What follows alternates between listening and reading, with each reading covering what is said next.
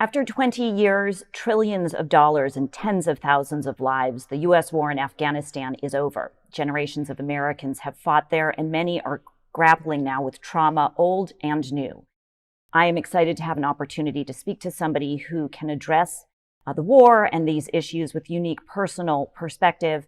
We are joined today by Jason Kander. He is former U.S. Army captain, intelligence officer in the Army National Guard. He served in Afghanistan. You also know him as the former Missouri Secretary of State, and he was in the Missouri House of Representatives. As you might know, he took time out of the spotlight to work on mental health and PTSD issues, and he now works to help other veterans get healthy as president of the Veterans Community Project. Jason, thank you so much for your time today. Thanks for having me. I appreciate it. So we saw that image of the last American serviceman leaving Afghanistan. What's been going through your mind since that event? A lot. I think I initially started to process the reality of the United States military leaving Afghanistan a few months ago when President Biden announced it and said it would be, certainly by September 11th, and it ended up with the August 31st deadline. So I went through a bit of an emotional process with that. I want to state, I guess, for the record or whatever, that I've thought that the mission in Afghanistan needed to end for several years. I think if you were to go back in American history and write our story as a nation from the beginning, you wouldn't write Afghanistan as our longest war. I think that's evident. And I think most people agree with that. And I think there's some confusion out there by veterans like myself who are just, for lack of a better term, sort of emoting, not criticizing, but just sort of trying to process our emotions right now, that people seem to think that that's criticism, or in some cases that we're, taking exception to some policy on the ground. But so I went through that little emotional journey, I guess. Spoke to my therapist at the VA. He told me that as soon as the announcement was made, he had like an inbox full of his patients who are Afghanistan veterans. It wasn't a surprise. So I did that. But then over the last 2 weeks, I've been one of the people who was working feverishly to get somebody out of Afghanistan. And unfortunately, in my case, I've not been successful yet. And so that's the difficult thing for me right now. It feels. I said to my wife last night, I've learned a lot about post-traumatic stress, obviously, and I've learned about things like triggers. The Afghanistan being in the news because we were going to pull out a couple months ago, that was a trigger. I'm pretty sure what happened in the last 2 weeks for a lot of us is more like a new trauma. Those of us who were deeply involved in this effort, it felt a lot like going back without going back. So I don't really know how I feel about it yet. I do know that it feels really strange to get up and go to work today when I feel like I left somebody back there. You tweeted the following. I want to read it for people. Someday, I hope someone tells the story of the past 2 weeks when veterans, reservists, active duty, current and former NGO workers, diplomats past and present, and random regular people found each other, dropped everything, and fought like hell to save lives. Would you tell us what you'd like people to know about the last 2 weeks? Sure. It's interesting. It started out as people regarding it as, oh my gosh, what a chaotic, situation, which I always find interesting when people criticize anything going on militarily as chaotic, because to me, it's a big giveaway that like you've never been in a combat zone. I mean, like everything can go amazing and it's chaotic because that's what war is. But it started with that, and everybody was, well, why did this happen? And there were lots of answers to that, some that people accepted, some that people didn't. And then gradually it became, wow, they're getting so many people out. And that is inspiring, and it should be taken as the inspiring story that it is. But then what hasn't really been told is that while the United States military did something heroic and amazing over the last 2 weeks, there were also all these people who came together. Like, I'll just tell you my example. I have a buddy who was one of several roommates I had in a room about this size in a safe house in Afghanistan 14 years ago, who now is an active duty colonel. And he had people who I met when we were there, but who he worked with every day, who now have families who he's trying to get out. I because they're still there. I don't want to get into the details of my person, but I have, about a dozen people there in Kabul that I'm trying to extract. There's at first it was paperwork issues, but none of us knew where to start. And I get contacted by somebody who I don't know, but who knew me through social media and said, "Hey, I think I may have a channel to the Department of Defense to get in this kind of application." And that spiraled into 3 days later, I'm on, encrypted messaging apps with people I worked with in the past who are now former CIA, former intelligence, and we're just scrambling and figuring out, what the routes are to get out and what ops are going on right now. This got so wild that I got a phone call in the middle of the night here, but middle of the day, um, on the other side of the ocean. I got a phone call about a week ago from a vice minister of a European government. I don't want to get into too much of it, but a vice minister of a European government who gets me on the phone and says, "I understand you are in charge of the South Gate at the airport." Oh my God. And I was like, "Hey man, I'm a little league coach in Kansas City." Like, but what's crazy about all this but I was like, "But I think I know who you need to talk to." And I hope was able to get them to the right person who got them to the right person. So, um, yeah, it's just people just stepped up and said, "I don't know what to do, but I'm going to figure it out because I'm not leaving this person there." I had a tiny glimpse of what you're talking about because there was a journalist I was trying to help, and I somehow got attached to a bunch of these conversations. And I was just blown away by the amount of coordination that could take place independently through these networks, Yeah. and sort of the passion and will to get these people out. I wonder if you could speak to what veterans, so many veterans, not just yourself, but the community is feeling right now. Is it, I hear this term moral injury. Is that a fair term to use? Yeah, I think so. I mean, I'm not a clinician, so Right. I don't know. I all I know is that I'm now talking to the person that I'm trying to get out every day. I have been for about a week. My wife and I changed our like set up with our cell phone company so that I could do that. And I I feel much closer to them than I did a week ago, and I feel like a part of me is there. So it's very confusing because I'm glad that no more I mean, glad is so inadequate a term, that no more American service members are going to be killed in Afghanistan. And yet, I have to reckon with the fact, just as I did when I came home 14 years ago, that there are people there who were there when I got there and were there when I left. Uh, and that it just feels so unfinished. And then, anybody who's ever suffered any kind of loss is familiar with the feeling of having a hard time accessing joy. Like I had a very difficult conversation with my person on the ground yesterday, because it was right after the last Americans left, and there was celebratory gunfire from the Taliban in Kabul, and I could hear it. And he was scared, and his family is scared. And I promised that I was not going to stop; that we were going to find a way. Um, and he told me that he feels like I'm his brother.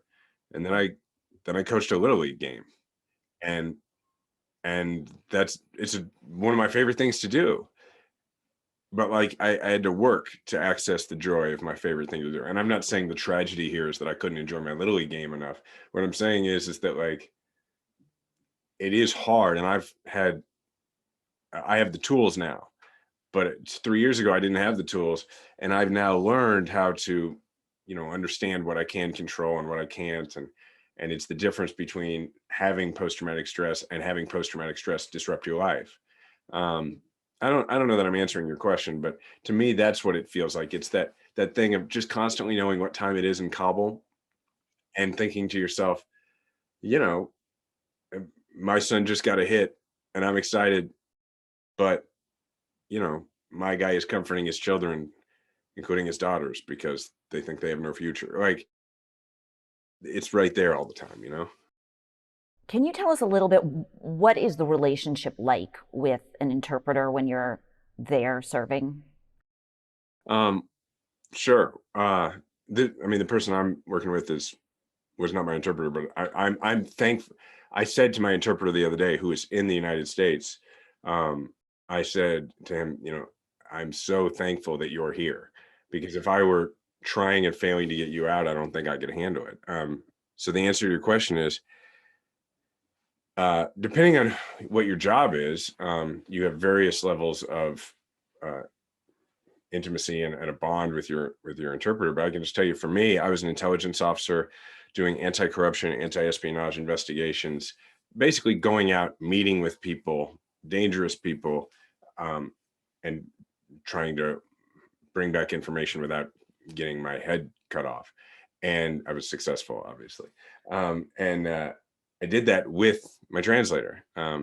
His name is Salam, and Salam and he went darn near everywhere I went, and often it was just me and him in a little unarmored Mitsubishi Pajero.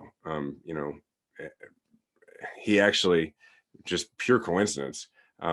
He was born in the United States, so he was actually an American citizen. He went to Afghanistan as an infant, and then came back to the United States after high school. And he lived in Kansas City, which is where I live, where I'm from. So pure coincidence, we were paired up. Whoa. We were just a couple of Royals fans bebopping around Kabul. And I mean, the relationship is just like, I don't know, like in buddy cop movies. You know what I mean? Like, I mean, I spent more time with him than I did any other single person while I was there. I don't want to ask you anything about the person who's there. Can you give us a sense at all of, do you know what it's been like since the U.S. left? Yeah, I just know from talking to him last night and today. I know that, as soon as we left, there was celebratory gunfire, like a lot of it. He sent me video, tracer round straight up into the air. I know that at least his family is despondent, feels like they have no future. In this case, I don't want to get into details, but like a lot of people, he's been very specifically threatened, and is very scared, and feels like, in his case, um, doesn't know how much time he has. Can't leave. In some cases, has to move around. But and also, from what I hear, food is, because of the scarcity of food and because of the disruption of society, prices are way up. But a lot of people, the opportunity to earn a living is not there. Like, if you can't leave your house because people are looking for you, you can't go to your job, and that's a pretty desperate situation. The State Department has said that they're going to remain committed to getting people out, both U.S. citizens and those who worked with the U.S. What's your degree of confidence that that actually is true, or that they'll succeed? It's two different questions, right? I have a high degree of confidence uh, in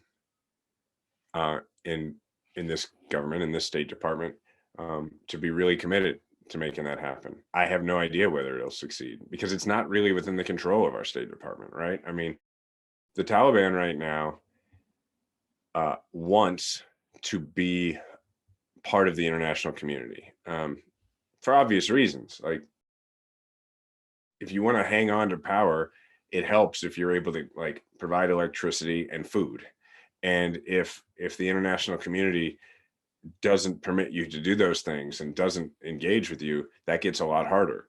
And it does things like fuel insurgencies. I mean, in that way, politics is not that different, even in an authoritarian government. Like, if you don't provide any value, you're not going to be voted out like you would in a democracy, but you might get ousted, right? Um, so I do think that they have an incentive to do that. That does not mean that I think that they're going to be like a newer, kinder Taliban. I think it means that they might have an incentive for people with the proper immigration paperwork. My hope is that they will have an incentive to continue to let those people um, out of the country via the airport, if it's going to be more of a UN zone or something like that, or out of Mazar-e Sharif. I mean, the other thing to keep in mind is that there's going to be a resistance, a new Northern Alliance, I'm sure, in the north, which means Mazar-e Sharif could potentially be a route of egress as well. So since you brought that up, I'm just fascinated by the resistance there. Do you think you think they have a chance? Do you think somebody outside the country will have to or will arm them?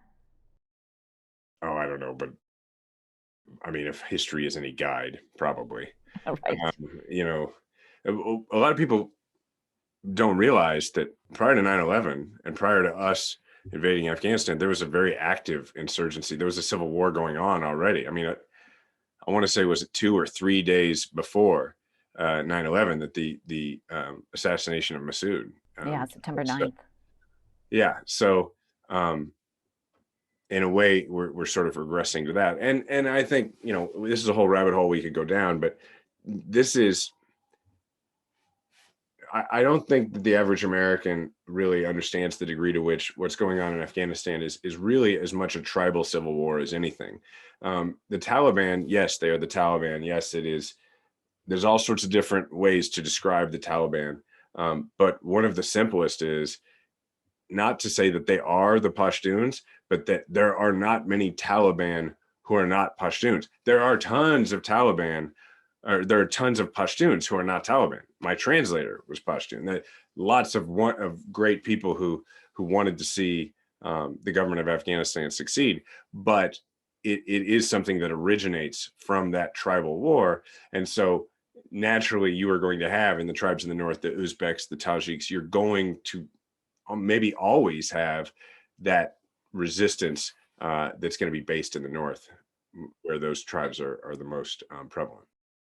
What's your greatest security concern for the stability of Afghanistan? Is it sort of the tensions with Al Qaeda and ISIS for reforming the country? Is it the displacement of people, economic concerns? When you say the security, I mean, it's hard for me to think about it. I mean, because like for 20 years I've thought about the security of Afghanistan in terms of preventing the Taliban from taking Afghanistan. Right. So it's kind of hard for me to consider the concept of the stability of Afghanistan with the Taliban in charge. It feels deeply insecure to me.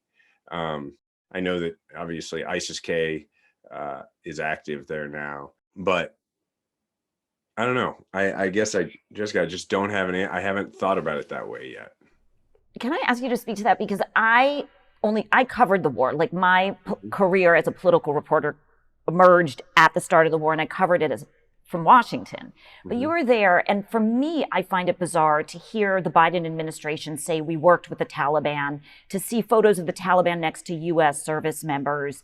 It's just so bizarre. How does that hit you when you hear us talk about the Taliban as the leadership there? I don't find it that bizarre, actually. I do. I have an emotional response to it, of course, and it's a little bit surrealistic. But a couple of things. One, um, we've been trying to politicize or like normalize and help mainstream the Taliban as a political force for a very long time.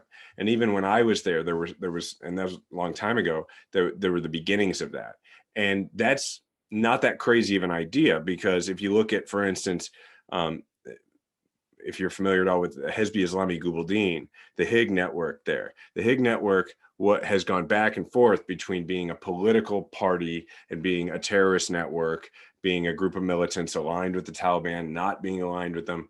And if you look at like now, or not now, but weeks ago in the parliament in Afghanistan, there were Hig party members. So the concept of integrating the Taliban in as a political entity has sort of always been there. And frankly, like for at least a decade, it has been clear to me that realistically, the Taliban were going to have to become a political force, some sort of power and some share in power long term for the government of Afghanistan to succeed. So in that way, I'm sort of mentally prepared for the idea. And then just from a realistic perspective, I've seen where there have been people who have, I mean, and this to me is so ridiculous and cheap. The people who have criticized the Biden administration for um, for negotiating with the Taliban, for recognizing the Taliban, and I'm just like, the war's over. The war's over. The Taliban's in charge. Like it's Afghanistan. The Taliban is now the government of Afghanistan. That is I believe leaving is the right answer, but when you leave, you accept the reality that means the Taliban is, going, particularly leaving under these conditions. Like, we recognize Taliban's going to be the government of Afghanistan, at least for now, and we got people there. So, like, I don't know what other folks' alternative is. Like, they're in charge of Afghanistan, and the people we want out are in Afghanistan. So, intellectually, to me, it makes perfect sense. But yeah, emotionally, as somebody who was there to fight the Taliban, it takes some getting used to. That's really well put. It's just a weird thing to see. Yeah, But it's surreal. surreal is the perfect word. There's obviously been criticism of the Biden administration for the way in which this exit took place, not evacuating people sooner, closing Bagram Air Base, et cetera. Do you think this was inevitable, and do you think anyone should resign? I mean, I don't have any knowledge of anybody who should resign. What I think is that this was a 20-year war full of impossible choices. And the decision of whether or not to begin evacuating people before the government of Afghanistan wanted you to, and when the government of Afghanistan was saying, please don't do that because it will cause panic and it could cause our government and our military to fold when they might not otherwise. That's what they were being told before they made the decision they made, the decision not to begin these mass evacuations before that. That's just the last impossible choice in a series of impossible choices. If you want to go back and you want to find one original sin choice to say, this is where we started to go wrong, I mean, you could probably find a few, but I would have to think that diverting our resources to invade a country that didn't attack us would be like up there pretty high. But again, like, I don't see any utility in even going back and trying and being particularly angry about that this week. To me, I think that President Biden did the best he could with the information that he had. And I don't think that he incorporated any other considerations that were political or that were, I think that he was trying to end a war that had gone for 20 years, that was full of impossible choices, and he did his best. And in hindsight, can I look back and say that there's a choice or two that, maybe would have been made better? Probably. But what I can't do is say with certainty that I would have gotten it right with the information he had at the time. I don't know that I would. I'm getting a lot of questions from the audience. They're just not, they're confused, don't understand why there are Americans still there. And you can avoid this or skip this part of the question, but there's also a lot of upset that people who wanted to rescue animals were left behind. This is a massive story on social media right now. I wonder if you could just speak to sort of the chaos and I know you said that's a silly word to use, but sort of the last minute efforts you have to make when you're making decisions in a battlefield, and how sometimes these choices get made in ways that don't look ideal when you're sitting in the comforts of our home in the US. Yeah. Well, look, let's talk about what was going on the ground, right? You had crowds of thousands upon thousands of people proceeding to the gates of the airport. At the gates, you had entire families you needed to get out. I was on the phone when the blast happened. I was on the phone with a family that thankfully was, made it back to their house safely. But wow, I had told them to go to that gate because that's the information I was given. Go to that gate. They're looking for you. And I'm really glad that it didn't turn out worse for the people I was talking to. But look, the Taliban was surrounding the airport. At that time, it wasn't worked out who the Taliban was going to let in. And you got to remember, the Taliban is not a monolith. I mean, there are people in the Taliban who follow certain other people in the Taliban. You can't. It's they're not cyborgs. Like, it's not like somebody goes from the top and says we're not shooting people anymore if they have American paperwork on them, and all of a sudden that stops. Like, so. And on top of that, you've made a decision that you're exiting the country, right? You've made a decision that we're no longer going to fight in this war. And inherent in that decision is we're going to do everything we can not to commit any more American lives to this war. And then on top of that, what happens? You have an attack by ISIS-K, and you have, I believe, was it 13 service members who give their lives? And so, yeah, chaos, of course, but also logistically, how do you get people through? How do you get people through that? It's incredibly difficult. And the risks that were taken by Americans and by a lot of Afghans, not just to get themselves through, but to get other people through, are amazing over the last couple of weeks. And the fact that that many people were airlifted out is staggering. And I never would have predicted it at the beginning of the week. So as far as like people getting left there, it's because at some point it becomes clear that it is too dangerous to try to get out. Now, that wasn't true at the very beginning, but it eventually became true for a lot of people. And clearly, the Biden administration made a choice that said, this is becoming untenable, but we might be able to work with the Taliban to normalize some sort of immigration process, which we're still waiting to find out about. But I hope that's the case. You're not just a veteran, or I shouldn't say just, but you're in addition to being a veteran, you've run for political office. You know the politics in a very red state. I wonder if you could speak to, when in light of the political polarization in our country, do you worry that this will further exacerbate that polarization or pull out from Afghanistan? Or do you think it's no better or worse than every other issue that is, used by opportunists on both sides to score points?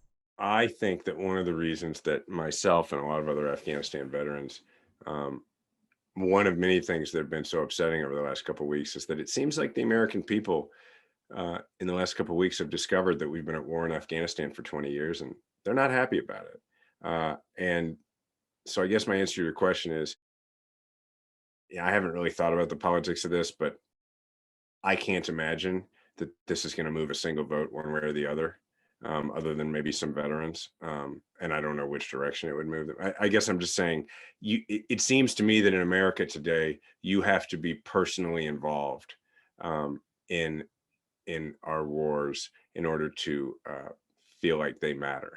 And I don't. And it sounds like a really horrible thing to say, but emotionally, like that's how I and a lot of other veterans feel. It's not inaccurate to say that when the war on terror started, America's military went to war and America went to the mall.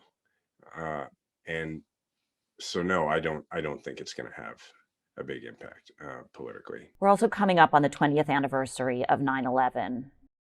20 years later, we're out of Afghanistan. How do you think that anniversary will hit your community of veterans this year? I don't know. I haven't had a chance to think about that. I don't know how I'm going to feel in a week or two. But I know that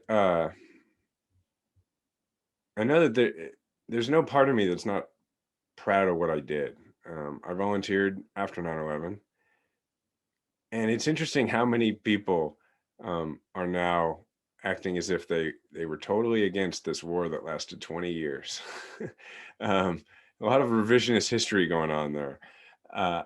But as you remember, at the time, we had just been attacked by people who were um, who were being protected and were being given a sanctuary in Afghanistan. And we went there and we fought those people. There have been two wars. We fought those people. We killed a lot of those people. We degraded their capability. We killed their leader. Uh, we won that part of the war. And that's something nobody's really talking about. We won that part of the war. And then we attempted to nation build in Afghanistan. And you can now certainly look back and rightfully argue was a misadventure. And then it went on too long. It went on past when we should have known that it was a misadventure. But in that period, we did deny that sanctuary.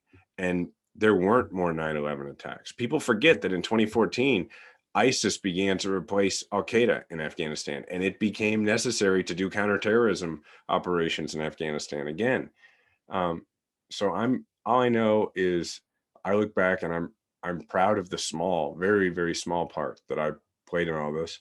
And watching the United States military operate over the last couple of weeks, I've been really proud to know that I was a part of that at one point.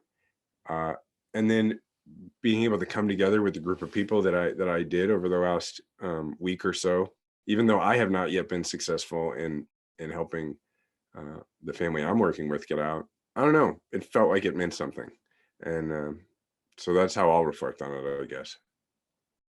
Jason, thank you so much for your time and for your service and your incredibly thoughtful perspective on what we've been through in these last weeks and 20 years.